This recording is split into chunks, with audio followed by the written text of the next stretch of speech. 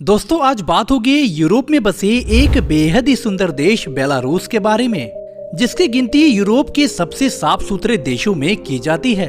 मतलब कि शहर हो या गांव, आप कहीं भी चले जाएं, आपको बिल्कुल भी कचरा देखने को नहीं मिलेगा।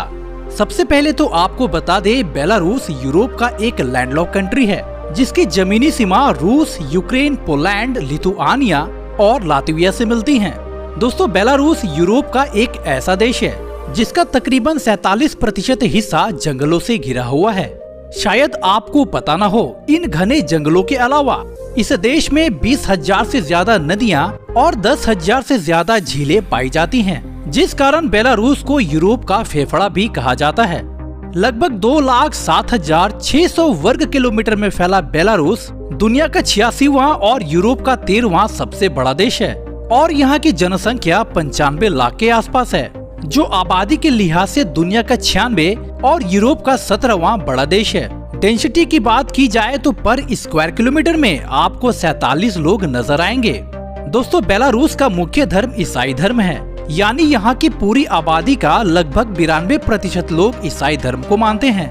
बाकी बचे 8% लोग किसी भी धर्म को नहीं मानते। बेलारूस जिसका कॉलिंग कोड +375 है और यहाँ के लोग दाईं ओर गाड़ी चलाते हैं। दोस्तों बेलारूस का ऑफिशियल लैंग्वेज बेलारूसी और रसियन है, पर यहाँ की लगभग 75% आबादी रसियन भाषा का इस्तेमाल करती है। लेकिन शायद आपको ये बात किसी ने नहीं बताई होगी, बाइबल सबसे पहले 1517 के दशक में बेलारूसी भाषा में ही छपी थी। दोस्तों बेलारूस में चलने वाली करेंसी को रूबल कहा जाता है, जो कि 1 रूबल भारत के 23 रुपए के बराबर है। यूरोप के सबसे छोटे देशों में से एक बेलारूस की राजधानी मिन्स्क है। राजधानी होने के साथ ही यहाँ का सबसे बड़ा शहर भी है। यह देश भले ही यूरोप के सबसे छोटे देशों की सूची में शुमार हो, लेकिन आपको जानकर हैरानी होगी, बेलारूस में बेरोजगारी दर 1% से भी कम है।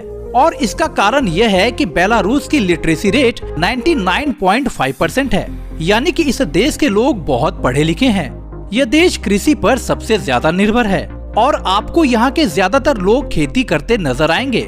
साथ ही बेलारूस को अपनी आलू की खेती के लिए भी जाना जाता है। इस देश में 300 से भी अधिक प्रकार की आलू की खेती की जाती है। दोस्तों बेलारूस एक ऐसा देश है जहां लड़कों के मुकाबले लड़कियों की संख्या बहुत ज्यादा है।